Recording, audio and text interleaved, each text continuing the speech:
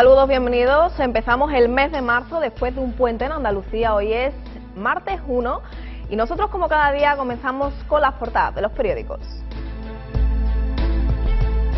Y comenzamos por El Mundo. Despliegue aeronaval de Estados Unidos para una intervención en Libia. Hillary Clinton advierte a Gaddafi que todas las opciones están sobre la mesa. Cameron admite que los aliados preparan una zona de exclusión aérea.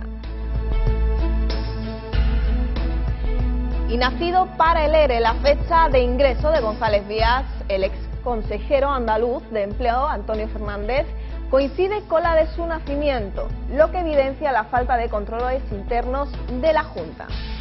UM se camufla para un nuevo partido, acosada por sus casos de corrupción. Y una banda del Este saquea un arsenal militar tras apoderarse de un blindado. El Laude repone derechos que Blanco quitó a los controladores, otra de las noticias del día.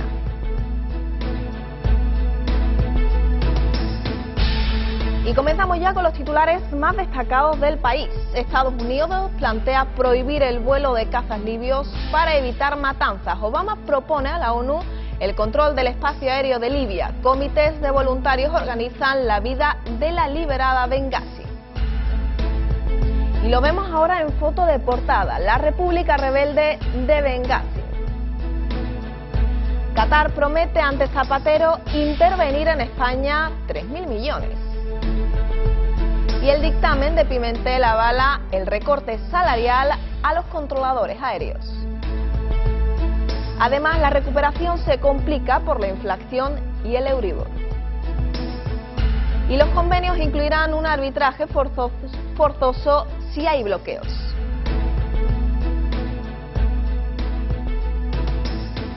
Continuamos ahora con los titulares más destacados de La Razón, que abren con políticos tienen que ser menos y mejor pagados. Estamos sobregobernados. El presidente de la patronal defiende en su primera intervención pública una reducción de las administraciones.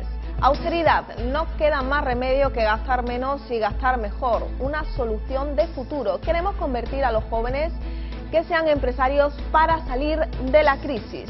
Y más noticias, Andalucía da a los sindicatos 69,5 millones en 3 meses, el triple que el resto de las autonomías juntas. Y otra de las fotos de portada, Gaddafi amenaza con la guerra total, el pueblo moriría por defenderme, esas son sus palabras. Y tras el frenazo, el apagón, el gobierno reducirá a la mitad la iluminación en las carreteras para ahorrar energía. Y el Estado dejará de ingresar este año 1.800 millones por la caída de ventas del tabaco. Y vamos ahora con los titulares más destacados de ABC. Griñán reconoce el daño en el PSOE que ha hecho el fraude de los ERE. Ya son 6 cargos socialistas colocados fraudulentamente en planes de prejubilaciones pagados por la Junta de Andalucía. El presidente de la Junta admite que las irregularidades minan la credibilidad de partidos.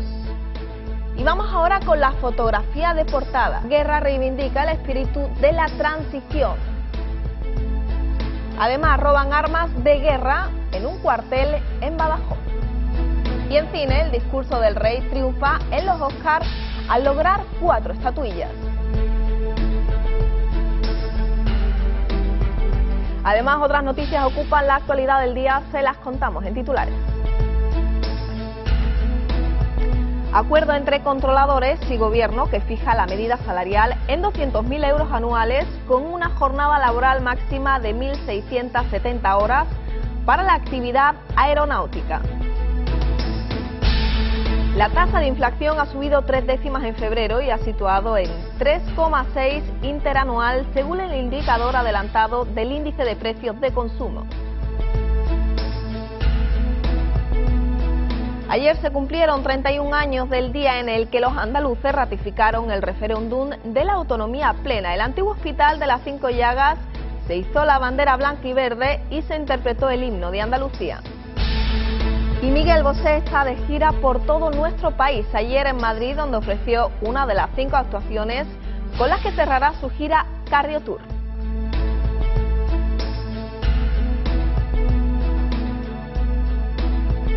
Y al fin, controladores y gobierno llegan a un acuerdo. El laudo presentado por el arbitraje realizado por Manuel Pimentel entre AENA y controladores fija la media salarial en 200.000 euros anuales con una jornada laboral máxima de 1.670 horas para la actividad aeronáutica. Los controladores firmarán su segundo convenio colectivo. El árbitro entre AENA y los controladores, Manuel Pimentel, ha presentado el laudo. En él establece un salario mínimo de 200.000 euros anuales con un máximo de 1.670 horas de trabajo. En 2013, último año del acuerdo, las horas se reducirán a 1.595. Nuestros controladores trabajan más que la media europea, pero ganan también mucho más. El juego del binomio jornada-salario es el que debe iluminar toda esta materia. Las horas de formación pasarán de las 40 este año a las 20 en 2013. Se mantienen las 80 horas extra. Los controladores podrán pasar a la reserva activa a los 57 años con el 75% de su sueldo.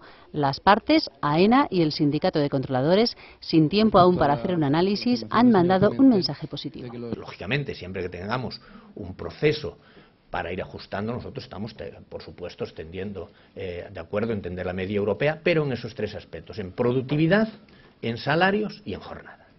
Lo que sí tenemos ahora es un convenio, sabemos las condiciones que hay y ya sabemos a qué atenernos. Entonces, sin duda, esto redundará en la tranquilidad de los trabajadores. La solución al conflicto entre las partes se ha sellado con este saludo del presidente de la red de aeropuertos y el representante de los controladores. La tasa de inflación ha subido 3 décimas en febrero y se ha situado en 3,6% interanual, según el indicador de precios del índice de precios de consumo, publicado por el Instituto Nacional de Estadística. El alza de febrero, según el INE, se debe principalmente a los incrementos en los precios de carburantes, lubricantes, los alimentos y las bebidas no alcohólicas. La inflación subió 3 décimas en febrero y se situó en el 3,6%. Son los datos del indicador adelantado del IPC que publica el Instituto Nacional de Estadística. El alza se debe principalmente a la subida de los carburantes. El barril de petróleo ha pasado de los $75 hace un año a superar los $100. También influyeron en la subida los alimentos y las bebidas no alcohólicas. El dato se confirmará en los próximos días y puede variar en 1 o 2 décimas. El INE también ha publicado el índice adelantado del consumo armonizado, el que mide de forma igual los precios de los países de la zona euro. Esta cifra subió 4 décimas, hasta el 3,4%. Y el Euribor a 12 meses ha cerrado febrero con una media del 1,7% y los expertos esperan que termine el año por encima del 2% en un contexto de creciente preocupación por el Banco Central Europeo sobre la inflación. Los temores del BCE presionarán al Euribor y repercutirá en el bolsillo de los ciudadanos. En concreto, una hipoteca media de 150.000 euros, contratada en febrero de 2010, pasará de 580 euros a 614 euros al mes, lo que supone una subida de casi 35 euros mensuales, más de 400 euros anuales. Ante la escalada del Euribor, la Unión de Consumidores de España ha reclamado una ley de sobreendeudamiento para proteger el patrimonio de las familias, ya que considera que este aumento puede desencadenar una avalancha de impagos y de embargos.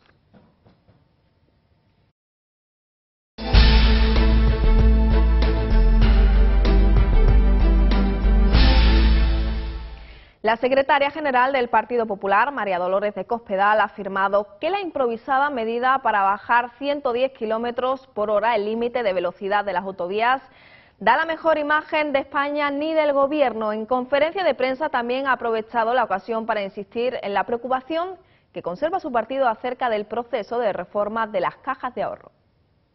Es que no nos podemos quedar en la superficie en este tema porque este es un tema muy importante. Y lo que sí le digo es que nuestro partido desde hace mucho tiempo ya le ha dicho al Gobierno, se lo dijo Mariano Rajoy y se lo ha dicho el Partido Popular en muchas ocasiones al Gobierno, que hay que hacer un auténtico pacto de la energía y en cualquier caso que hay que hacer un plan energético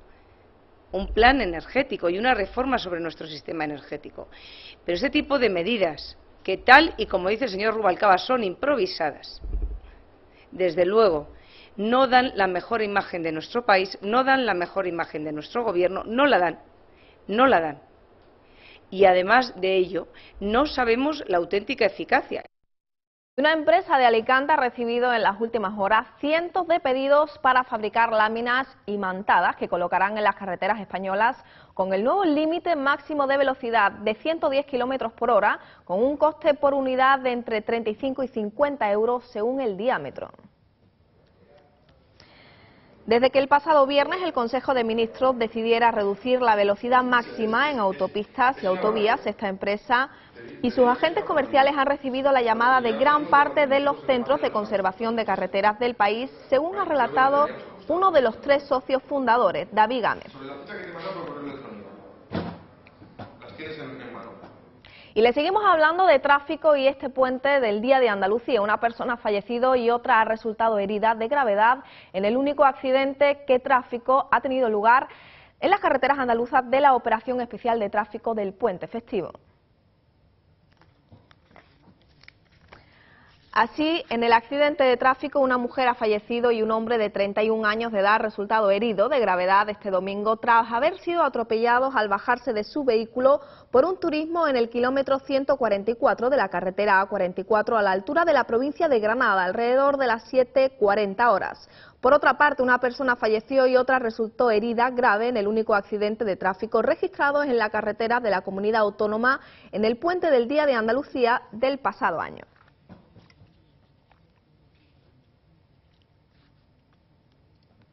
Y ponemos mejor cara porque el Día de Andalucía también nos deja el acto institucional en el que el Parlamento andaluz.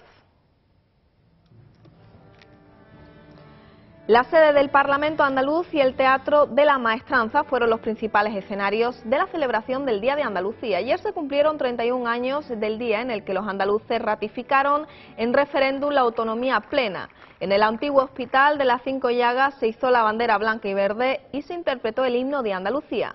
El presidente de la Junta, José Antonio Griñán, hizo referencia al espíritu andaluz durante su discurso en el Teatro de la Maestranza, donde presidió la gala de entrega de los galardones de hijos predilectos que recayeron en el político sevillano Alfonso Guerra y en la galerista Juana de Izúpuru. Y cerca de 500.000 de españoles pueden padecer algún grado de sensibilidad química y ambiental múltiple, una patología aún no reconocida plenamente y cuyos enfermos suelen sufrir además la incomprensión y el escepticismo de muchos médicos que desconocen su existencia. Incomprendidas, excluidas e incluso tratadas de histéricas o de absentistas laborales. Así se sienten las personas que padecen la sensibilidad química y ambiental múltiple, una nueva enfermedad en alza. Esta patología provoca irritaciones, náuseas, dolores de cabeza o malestar por su intolerancia a muchos productos químicos que se encuentran a nuestro alrededor, lo que les impide llevar una vida normal. No puedes salir a la calle, no puedes relacionarte con la gente, no, pues es todo un impedimento, no puedes ir a un cine porque si las personas van con colonia pues ya no, directamente no te lo planteas, ya no te planteas ir a ningún lado. Cerca de 500.000 de españoles padecen en algún grado esta patología que aún no está plenamente reconocida por la comunidad científica, por lo que muchos de estos enfermos suelen sufrir además la incomprensión o escepticismo tanto del entorno familiar como de los compañeros de trabajo y por parte de muchos médicos que desconocen su existencia. Cambiamos ahora de asunto. La lucha contra el envejecimiento sigue un objetivo entre los investigadores. Ahora un equipo de Estados Unidos y Cataluña ha desarrollado un modelo celular para el estudio en el laboratorio del envejecimiento humano. La investigación ofrecerá esperanzas de curación en el futuro a los enfermos con el síndrome de envejecimiento prematuro. Controlar los efectos del paso del tiempo es una de las grandes obsesiones del ser humano. Ahora, científicos de Estados Unidos y de España, dirigidos por el investigador Juan Carlos Izpisua, han dado un paso más en este campo. Por primera vez han conseguido interrumpir el envejecimiento. Eso sí, de momento, solo se ha conseguido en el laboratorio y con células de personas con progeria, una extraña enfermedad que causa el envejecimiento prematuro en plena infancia. Estos niños presentan un promedio máximo de vida de 15 años. La enfermedad cursa con síntomas como alopecia, ausencia de grasa subcutánea, rigidez articular y patologías asociadas a la vejez como trombosis, arteriosclerosis o ataques al corazón. Hasta ahora solo se había conseguido estudiar este modelo celular del envejecimiento en animales como la mosca, el gusano o el ratón. Todo un éxito para la ciencia.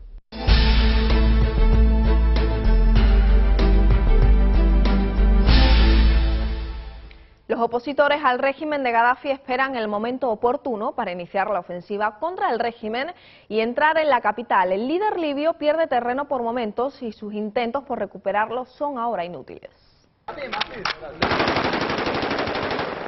Los rebeldes preparan su gran ofensiva contra Gadafi. Todavía no es el momento de marchar hacia Trípoli, reconocen los militares que se han puesto al servicio de la revuelta, pero ya han empezado a adiestrar a todo el que quiera alzarse en armas para liberar la capital libia. En Bengasi se han abierto varias oficinas de reclutamiento. Los opositores tienen tanques y piezas de artillería. Pero el establecimiento de zonas de exclusión aérea para que Gadafi no pueda utilizar su aviación parece ser la señal que los comités populares están esperando para asestar el golpe final al régimen. Estados Unidos y Gran Bretaña lideran el esfuerzo internacional para imponer esa última sanción. A Gadafi le quedan pocos baluartes: Sirte, a medio camino entre Bengasi y la capital, Trípoli y un puñado de localidades más en el oeste. Allí su contraofensiva para recuperar Zawiya y Misrata, dos enclaves estratégicos, ha fracasado. Y mientras Gadafi encargó al responsable de sus servicios secretos en el exterior que dialogue con los dirigentes rebeldes de la parte oriental del país. El líder libio niega que haya una revuelta en el país, mientras decenas de personas continúan concentradas en la plaza de los juzgados de Bengasi para exigir la caída del régimen. Muammar Gaddafi niega que haya una revuelta en Libia. La periodista Cristiana Manpour de la cadena estadounidense ABC lo entrevistó ayer en un restaurante del Paseo Marítimo de Trípoli. Al preguntarle sobre si pensaba abandonar el país, esta fue su respuesta.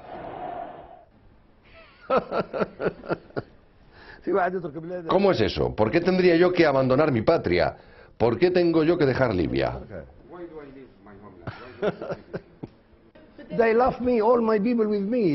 Mi pueblo me ama y está dispuesto a morir por mí. No. En la entrevista, Gaddafi también negó haber bombardeado a civiles y ni siquiera ha reconocido la existencia de manifestaciones contra él. Estas imágenes, en cambio, fueron grabadas ayer en Trípoli. Y conocemos ahora el tiempo para las próximas horas.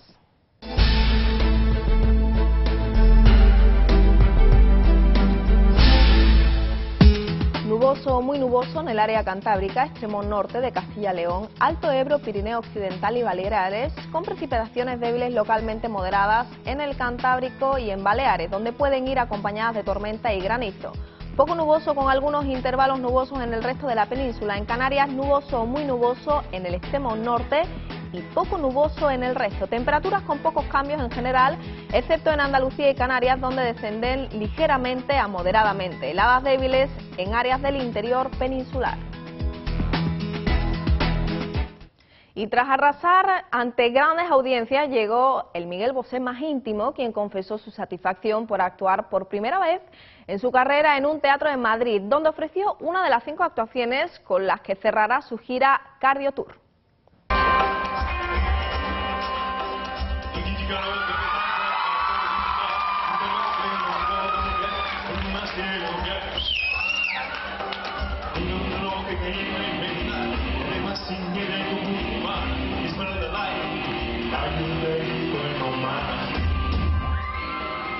El Teatro Arteria Coliseum de Madrid se convertirá durante 5 días en el centro del universo Bosé, al que a buen seguro acudirán miles de seguidores para disfrutar en formato reducido de su espectáculo Cardio Tour.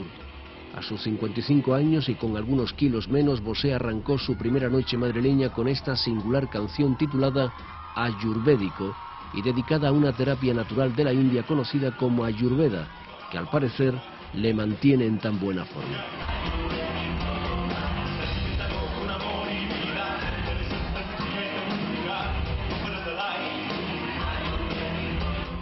Con un auditorio desatado y rodeado de amigos como Santiago Segura, Mercedes Milá o Nacho Vidal, el artista fue desgranando su nuevo repertorio de canciones que forman parte de la gira y del álbum Cardio Tour, sin olvidar los clásicos de toda su carrera como Bambú, Si tú no vuelves, Morena Mía o Sevilla, entre otros.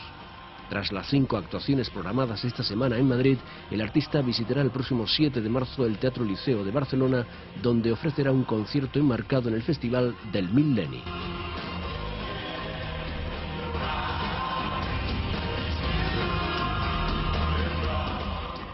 Y de la música al cine, Woody Allen, Charlton Heston o Anthony Hopkins son algunos de los grandes del cine que han visitado el Festival de San Sebastián en las últimas décadas y cuyas firmas serán subastadas en Bilbao durante esta semana. La minúscula firma de Woody Allen, el vistoso dibujo de Jeff Bridges o el cariñoso saludo de Javier Bardem son algunos de los autógrafos que decoran el libro de visitas de Casa Nicolasa, un restaurante que ha dado de comer a cientos de estrellas del celuloide, pero que no está en Hollywood, sino en San Sebastián.